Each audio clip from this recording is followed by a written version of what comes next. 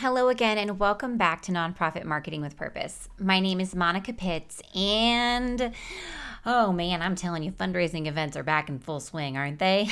I just interviewed a person today, Enola White, who is with the Columbia Entertainment Company. She told me all about how they use Square as a CRM. It was awesome. So if you are thinking about finding a way to better manage your donor data, but you're not ready to go with like a big provider because you're very limited on funds, you should listen to that episode because Enola is one smart cookie. And they've been doing their live performances for a while now, but she was telling me how this is their first time coming back and doing their trivia night in person again. And it's kind of like this brain jump. How weird is that? Like, it was a brain jump for us to get into doing online fundraising events, and now we have to do like this brain jump back into doing these in-person events. And in our universe, like, I totally get what she's going through because Stacy is over there planning events for the organizations that she's a part of, and we're going to trade shows again, and we're remembering what it feels like to go into offices and travel and be around people and have to exert that energy, right? To do these things. It's so much energy. And some of us, we still don't want to go. Like, we don't want to be around all these people all the time anymore. And while everything is back in swing and we are in front of each other again, I don't want you to forget about the things that you learned when you couldn't fundraise the same way that you always had. I don't want you to forget those things. And so today, I want to talk again about those tech-easy online fundraising event ideas that we talked about way back in 2020 because we had to have them, right? But those events, those activities, they can fill in the gap for you. They can boost your fundraising just that much, right? So that you can do just that much more good. So I don't want to leave them on the table. I don't want us to not learn or continue using the skills that we developed out of necessity during COVID and let all those online fundraising skills go, right? Okay, so today I'm going to talk about tech-easy online fundraising event ideas. And I have 4 big buckets, and we'll see how many different ideas I can come up with within those 4 big buckets for you to take away, because I just want you to leave today with like your brain rolling, like the wheels spinning and going, oh my gosh, that's a fun idea. I think that this could work for me. All right, so let's get to business. You're on a mission and you just need more people to know about it. And whether you're brand new to marketing or a seasoned pro, we are all looking for answers to make marketing decisions with purpose. I'm Monica Pitts, a techie, crafty business owner, mom, and aerial dancer who solves communication challenges through technology. This podcast is all about digging in and going digital. I'll share my marketing know-how and business experience from almost 20 years of misadventures. I'll be your backup dancer so you can stop doubting and get moving towards marketing with purpose. Before I start spazzing out and giving you way too many ideas to digest and like talk myself in circles and get super excited and forget, I want to remind you that over on mayecreate.com, MAYECREATE.com, you can find our free download, 14 tech-easy online fundraising event ideas. And I'm not going to go through all those ideas in this episode because like that's a lot of ideas, right? Instead, I'm going to like think up more ideas because why not? Ideas are so much fun. And that's what I'm trying to do today is like, woo, ideas. Okay. Inside of the guide, there are the ideas plus also the people that gave them to us. Shout out to them. And I'm going to tell you about some of those folks during this episode and how much money they raised, how they did it. So it's not just an idea, it's also a manifestation of awesomeness. Let's kick off this idea generation activity with the 3 things that I feel like you should be thinking about as you're deciding what type of fundraiser or online event you might be doing for your organization to raise money. I feel like the right online event for you is going to, number one, teach people about your organization. Number two, match with the strengths of your team. And number three, maximize the assets that you have. I feel like your event shouldn't just be everyone else's event. You shouldn't just do an online auction because that's what people are used to. It should be something that embodies the values of your organization, that teaches people about what you do. It's more than just an online fundraiser. It's an opportunity to connect with people that can connect with other people about your mission. And it should be attracting people to you because it reflects your mission, right? So that's number one. I feel like the perfect fundraiser is going to teach people about your organization. They're going to leave knowing more than they did when they came in, and it's going to help you connect with people who have the same values that you have. Number two is it's going to match with the strengths of your team. And I think that this is especially important when we're doing things online, because if your team is not especially tech savvy, then you're probably going to want to go with the first concept that I have for you. I'll tell you in a second. But if they're super tech savvy, then you can pull off all kinds of things, right? But also, you don't want to have your team thinking, oh, well, we're going to do these online classes, or we're going to do X, Y, and Z, or we're going to produce all these videos, when in actuality, that doesn't match the strengths of your team. Like, if your team hates it, don't do it. And it's the same with all marketing in that way. And number three, I think that it has to match with and maximize the assets that you have right now. If what you're trying to do doesn't match with your assets, meaning the things that you have already at your disposal that will help you meet people and communicate with people, it's not the right fundraiser for you right now. You can build assets during your other fundraisers or during your other events, but you need to focus on doing things that allow you to maximize the assets that you have right now. So if all you have are email addresses, but you don't have a lot of Facebook followers, it might not make sense to promote all of your online and do all your online fundraising on Facebook, because you don't have a huge Facebook following. It would make more sense to do an email campaign and talk to people that way, right? Now, you could do an email campaign and you could invite people over to your Facebook page where you're doing an online fundraiser, and maybe that could work, right? So you would be leveraging one asset to build another one, but you wouldn't just be posting on Facebook asking people, hey, will you do skip the gifts fundraiser for us, when you don't have people to ask, right? It just doesn't make sense. So we want to use the assets that we have. Okay, so those are the three things. As you're thinking about which type of event or which type of fundraiser you want to do, remember that it should be teaching people about your organization, it should match the strengths of your team, and it should also capitalize upon and maximize the assets that you have. You can leverage one asset to build another, but we can't plan online events with assets that we don't have. And that kind of like actually reflects right back up to the strengths of your team, right? If you're trying to do something that's very complicated to fundraise online and you don't have tech savvy people, then you don't have that asset. So you should not be doing that thing. There you go. That's my big three.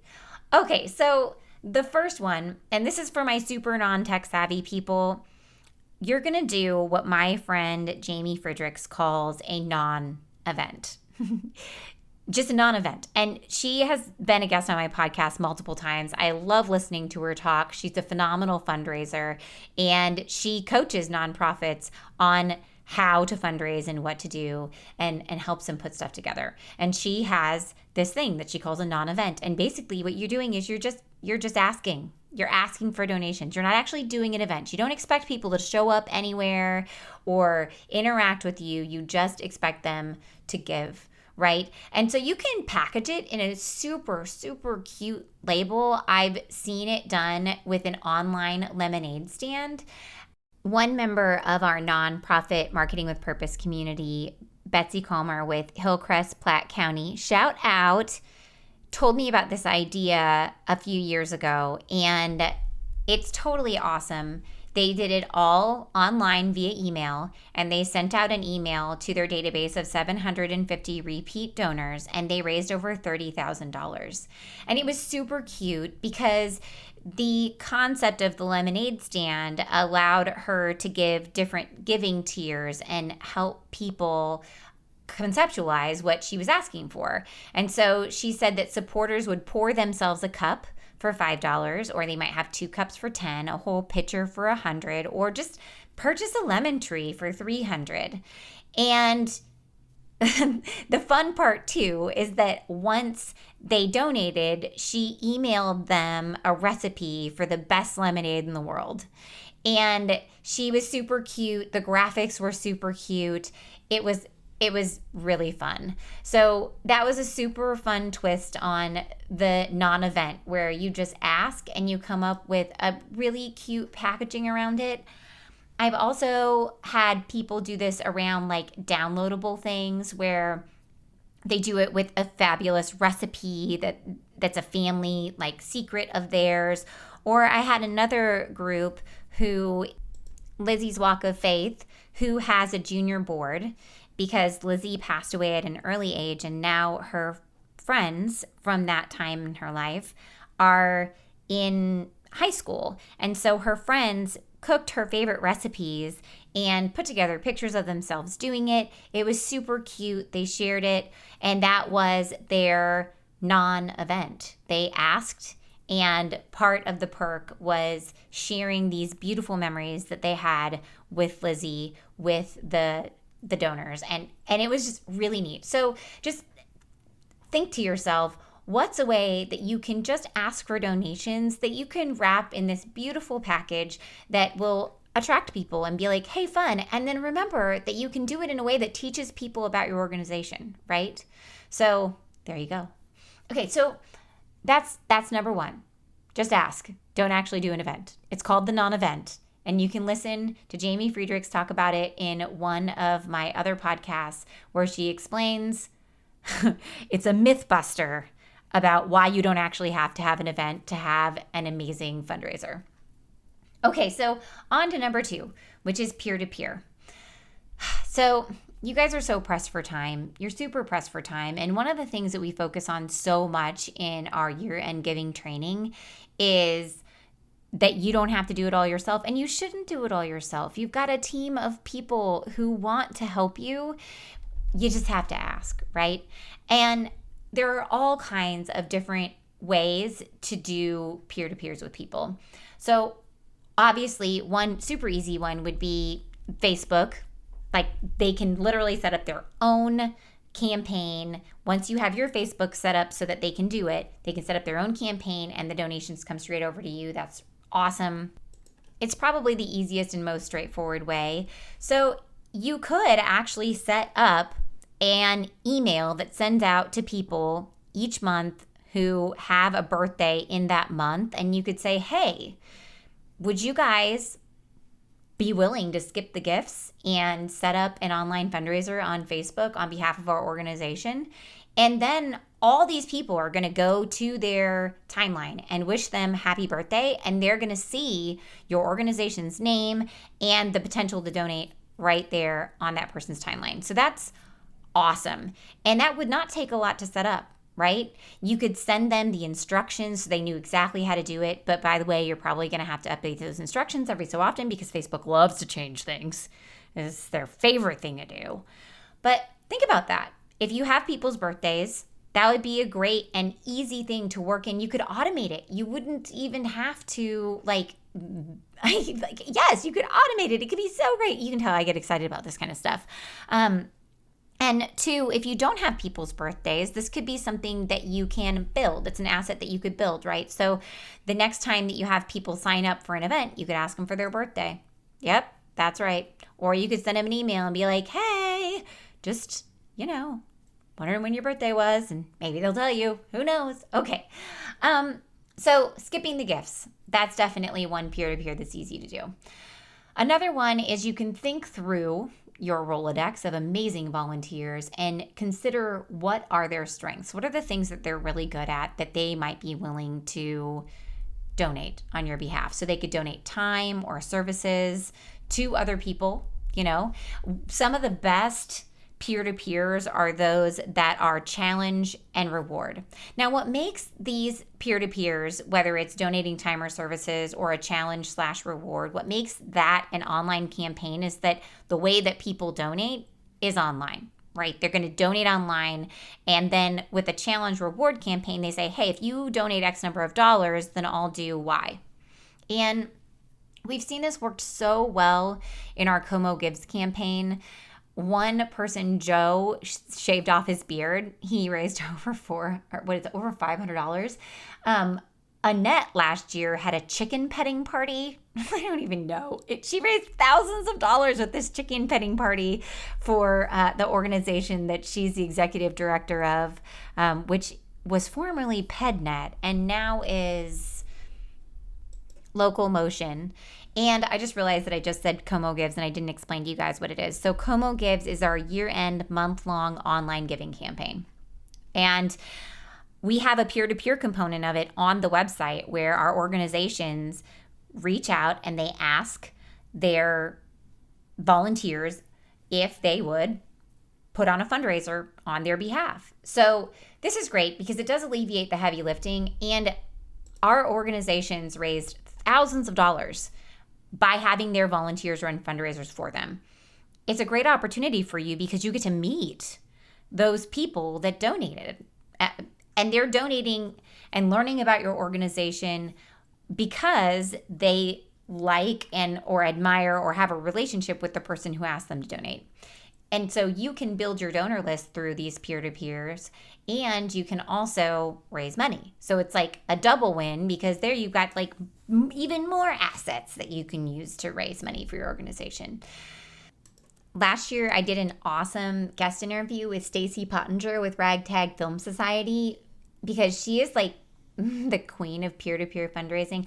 I say that, but I also did another interview with Unchained Melodies Dog Rescue, and they knock it out of the park. The way that they mobilize their volunteers and pair their skills with awesome peer-to-peer ideas, they raise so much money. They like run an online gift shop basically with their volunteers' donations of time and talents through Como Gives. And you could do the same thing. You really could, and you could do it any time of year. But anyway, so back to Stacy.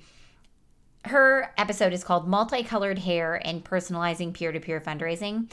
And she adheres to this concept that you just look for an idea that already fits into your volunteer's life. And that's what you're going to ask them to do on behalf of your organization for their peer-to-peer. So, for example, I am an aerialist, which means that how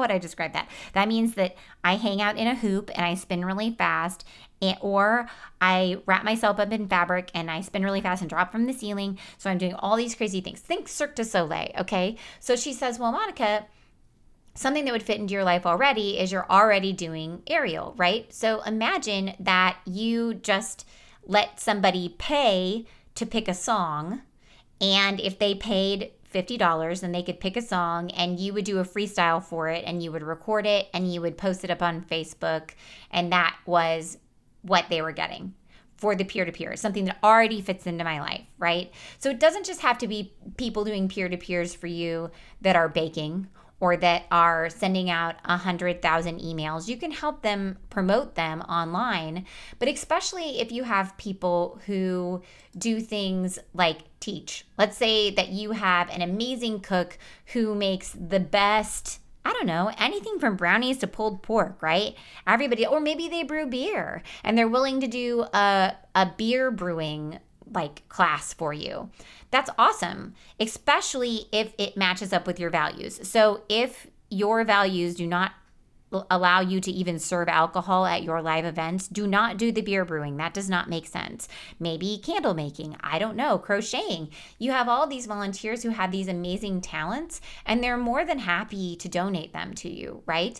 So you could set up the event for them. They can do it online. Or it could be a video. My girlfriend, Carrie, just bought what was it? She bought 10 belly dancing lessons on behalf of this nonprofit for $100. So there's just a collection of videos that are belly dancing lessons. And she was like, you know what? That sounds like fun. I'd like to support this organization. Okay. So here's the deal. You can do the same thing. So look around at your volunteers and be like, who has these amazing talents, right?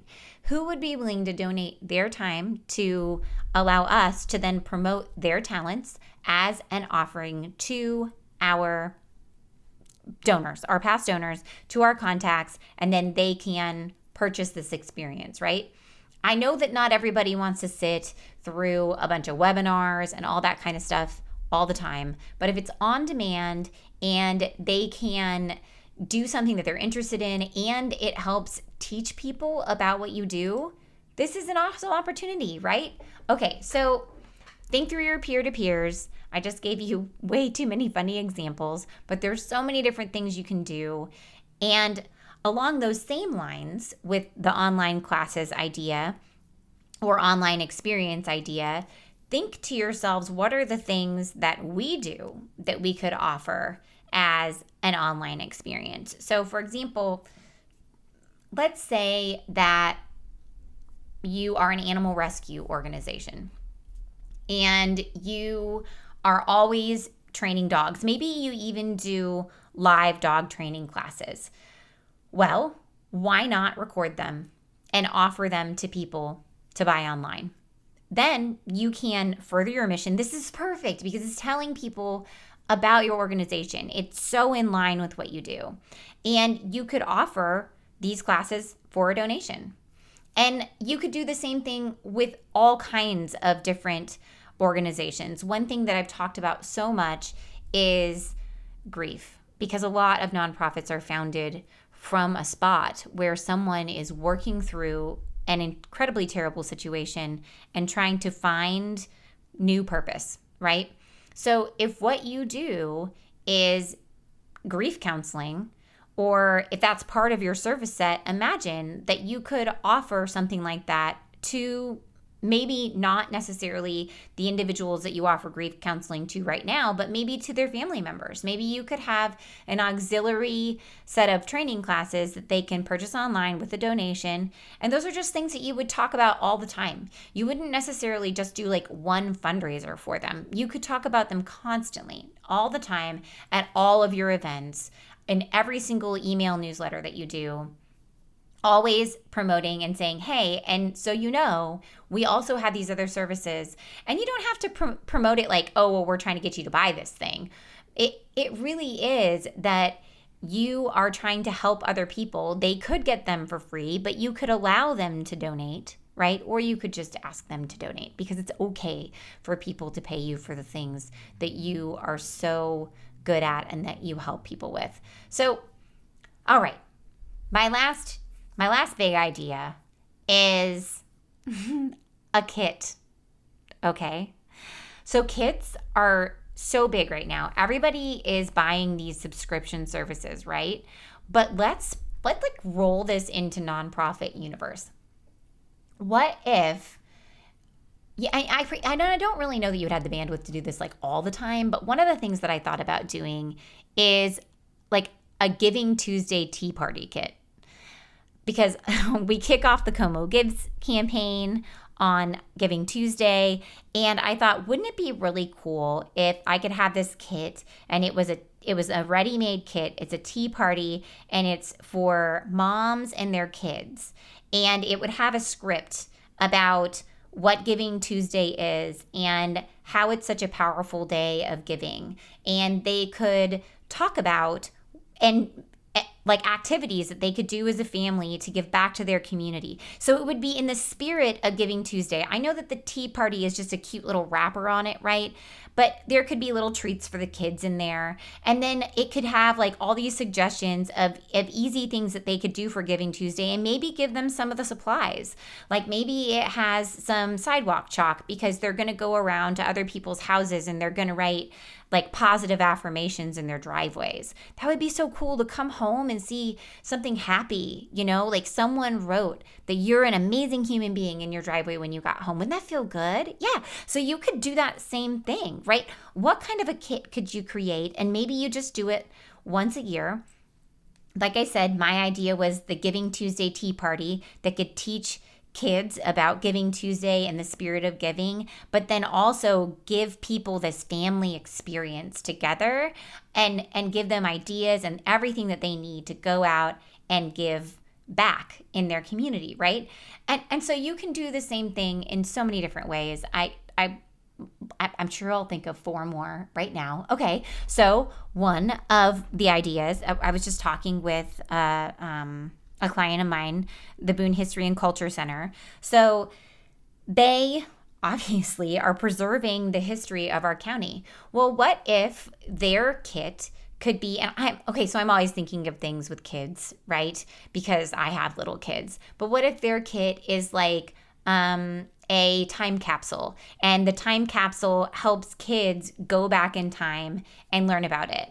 And maybe it could be an activity book, right? They did actually offer an activity book during COVID, but what if this one had like fun pictures of people from back in the day, and it showed this is the life of a kid in this time, and it could be, I don't know, like it could do all kinds of things, right? It could compare and contrast. It could give you things to talk about with your kids, and it could be something that you donate a few dollars or more for on their website.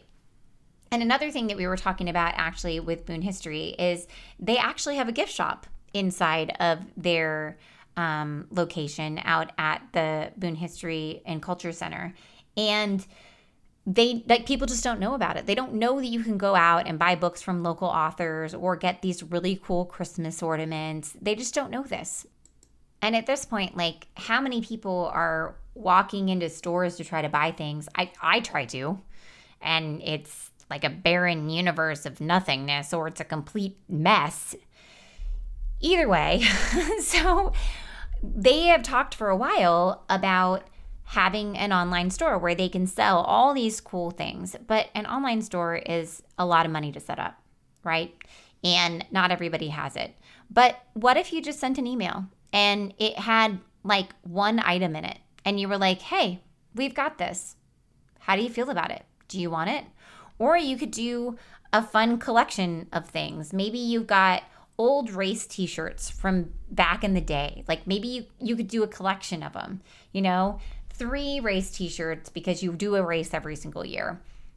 So think about the things that you have and how you might turn them into a fundraiser, and also test out the idea of doing more of it. So for example, back to the Boone History and Culture Center and the kit idea, if someone was interested, they could literally send them a book every month for a year that is a like Missouri native book about Missouri history, right? That would be pretty cool. And they could just email and send a few emails to their current database of donors and say, hey, are you guys interested in this? We're going to try this out.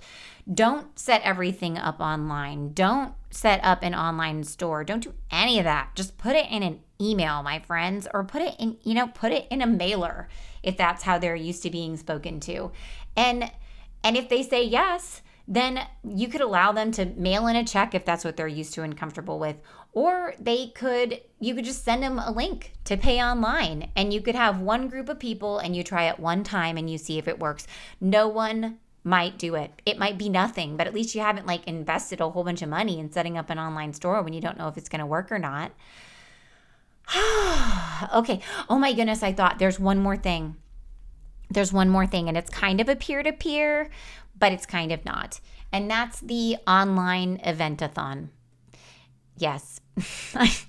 I know you've heard of them, but there's all kinds of different ones. My kids just did one for their school where they had a readathon. You could have an anything-a-thon, okay? You could have a jump-a-thon. You could have a rock-a-thon. You could have a readathon. You could have a bake-a-thon. You could have a candle-making-a-thon, a crochet-a-thon, you name it. So just think about the things that like the core values of your organization and what kind of a thon you could do, and you could get real creative. Think about what all of your donors enjoy right? Because if your donors aren't runners, if they have arthritic knees, they're not going to want to do a virtual like marathon, right? That wouldn't really work. But they set it up through this online system, and each kid had their own little link. And so each kid emailed or texted the link to somebody and they donated. And it was crazy. They raised so much money through their readathon that they fulfilled all of the goals for the library and for each individual classroom. And they still had money left over to do their missions projects, to additionally contribute to their missions projects, not fund them entirely. But that was really cool. And it was just a well-orchestrated online event that was a whole bunch of peer-to-peer fundraising. It was a huge peer-to-peer fundraiser, right? Because it was all these kids sending out 4 or 5 text messages. And of course, this is another good one. So back to my friend Carrie. Her daughter Ellie is in my daughter's class at school. And Ellie is the quintessential competitor. That girl loves to win. And so she told Carrie that she needed her mom to donate like $500 so she could come in first in the fundraiser, because that would let her get like this certain type of candy, I think it was. And Carrie was like, oh, whoa, I don't think so, girlfriend. But like tying it into the prizes, that's where I'm going with this, right? So if you are dealing with kids, you could tie it into prizes. If you're dealing with adults, it could be a little different. Bananas, beer, I don't know. Think about a marathon, get creative, and think about what you've got already that you could offer them as prizes to really motivate them to move forward with their online fundraisers. Okay, so I have been talking about this for long enough. Obviously, I get really excited when I think about ideas because I love being an ideas person. Like seriously, if you want to brainstorm about your like ideas, just like hit me up. You can email me, monica@mayecreate.com, MAYECREATE.com. I do consulting. I'll listen to all the stuff and I'll just like start bleh, bleh, bleh, spitting out ideas because this is what I do best. But I do want to recap. Remember that whatever idea you pick, it should match the magic 3 things, right? It should teach people about your organization. It should match the strengths of your team, and it should maximize and capitalize on the assets that you have already. My first idea was just don't do an event. Just ask. Like put that ask in it, and you can put it in a beautiful package. Do the non-event fundraiser, like that online lemonade stand. The second thing was peer-to-peers. Right? And I went on and on about all the different ways. But remember, you can set up a way to automate those skip the gifts emails out to your donors. And if you know their birthdays, you can ask them to do that. Or you could just ask them to do it at around a time of year that you know people are giving gifts. I don't know, like Christmas. That comes to mind.